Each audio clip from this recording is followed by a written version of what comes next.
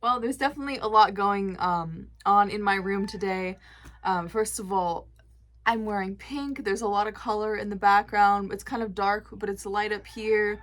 Um, this is really soft, but my hair is actually not soft at all. So, but the question is, how do human beings process all this information and all this external stimuli and turn it into meaningful information? And the answer is specialized neurons that receive auditory and other sensory information, visual information. Is the response to physical stimuli. And an example of this would be your retina. So your retina has little rods and cones that are activated in different ways based on light and color and whatnot. And that would be like basically a reaction to stimuli, right? And what your brain does is actually takes this information and it, of course, processes it. There's an action potential that takes place, and it's sent to other areas. A neurotransmitter is released, and it's complicated. We'll go into it more later, but the gist of it is it takes external stimuli and turns it into meaningful information. And the other thing to note is areas of the brain are highly communicative with one another, and there's a lot of two-way communication.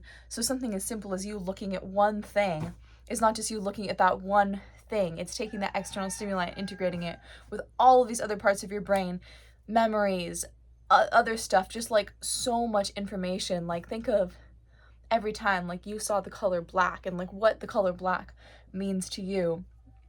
Your brain is communicating so much on so many different levels, and some of those levels are not even understood. And so, of course, your brain isn't just gonna respond to a stimuli as if you've never seen it or as if it means nothing to you, because human beings, well, we want to survive. So we're actually going to our brains are going to turn that stimuli into something meaningful, and we're going to act based on that. Talk about the peripheral and central nervous system. So the peripheral nervous system sends information to the central nervous system, which pretty much sends information to the rest of the brain. Okay? Now, I won't go into details with my example here too much, but an example of the peripheral nervous system would be sensory input, external stimuli, such as light hitting the retina. Okay?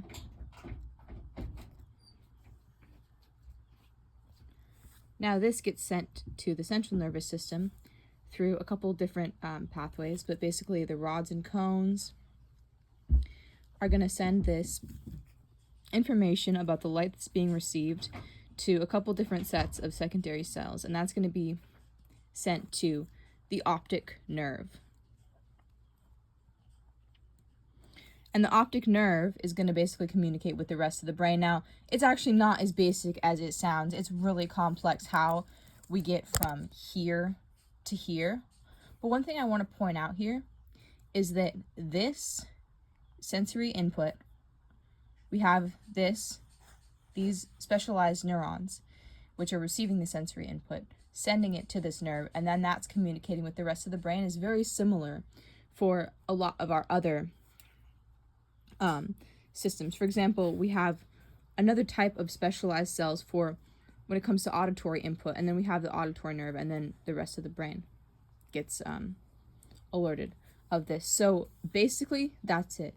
But it's definitely not basic. It's incredibly complex, and scientists are still learning more about this part every single day, because the way that our brain communicates, there's a lot of two-way communication. Okay? So different parts of the brain send information back and forth, and it's really complex. We are highly intelligent beings, and the way that our brain communicates with one another, with itself, the way that our brain communicates with itself is really complex, and it's very interesting. And the process through which the brain transmits visual stimuli or auditory stimuli or whatever stimuli to the brain is actually really similar, and a lot of these processes follow very similar pathways. So let's compare a few of them. One of them is light, and the other one is sound. Okay? So, as we said, the retina has rods and cones, and that is where the visual stimuli is found when it comes to light. Okay, and so then after that, light waves detected by the cells, they travel through the optic nerve. Keep in mind, this is a very, very simplified version. It's much more complex than that. They transfer to something called the lateral geniculate nucleus. That's located in the thalamus.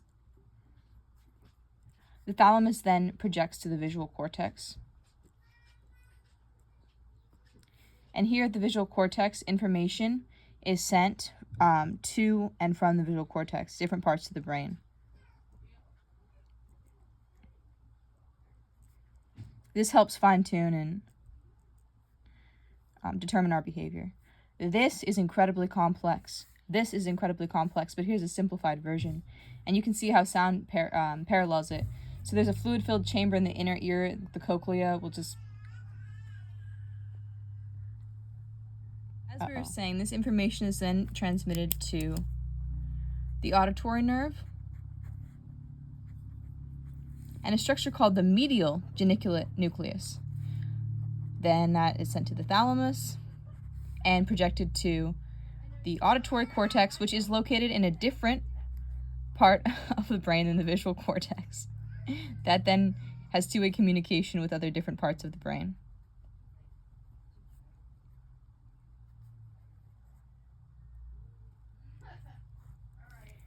As you can see, there's a lot of parallels between these two. Something that is probably pretty familiar to you, and this is called an action potential, right? You guys remember action potentials, of course.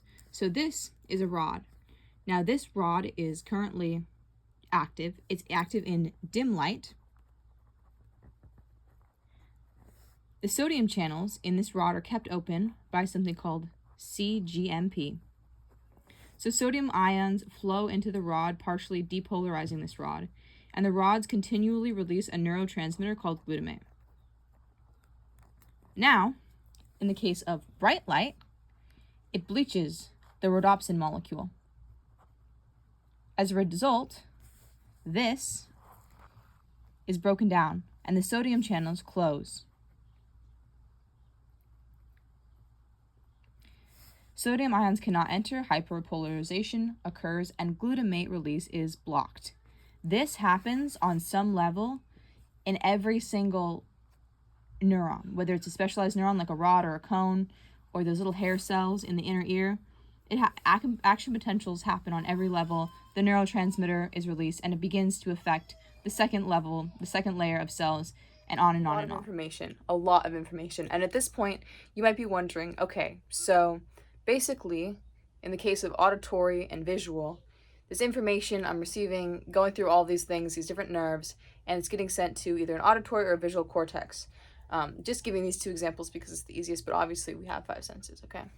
So once it's in that visual cortex projects to other areas of the brain that control motor movements. And like I said, it is a two-way path, right? So the visual information cortex is sending information back and forth in the case of sight. And that is how it works, right? That's how we see something and then we grab something. All right, our brain is always communicating, and the communications are so layered and so complex that I couldn't possibly explain it to you within 5 minutes, but just know that there's a lot of information there, and there's more that we're still learning, as I said before. Getting a flow of information from our environment. For example, if I have a visual stimuli such as my phone ringing, and I answer the phone, right? But first of all, I'm receiving that input in my ear, going to the auditory nerve, auditory cortex, projecting to other areas of the brain, which is triggering me to think, okay, pick up the phone, right? Because that's what I do when my phone rings. That's something I've learned. And then maybe once I touch the phone, like, it feels a certain way, right? So as you probably know by now, we are constantly receiving stimulus from our environment, transferring that to our brain, and that's just determining our behavior over and over and over again. And that's really a simplified version of it. But for one example, if I hear my teapot whistle when it boils, I'm receiving this stimuli, this auditory stimuli. It's going into my inner ear, going through all those chains of events that I just told you about, going to the auditory cortex, projecting to other areas of the brain, telling me to pick up the teapot. I pick up the teapot, it's hot, right? That's another system, the system of touch. Somatosense. oh my goodness gracious. Well, the system of touch, right? And then if it's hot, then that's something else, right? That's telling me, oh my gosh, it's hot. And then that's going to that part of the brain. Like, it just over and over again. So that's how everything all works together. And we're constantly receiving new information. Every single thing we do, there's a new stimulus to interpret. And there's a lot of parallels between those systems, but of course they all project to different areas of the brain.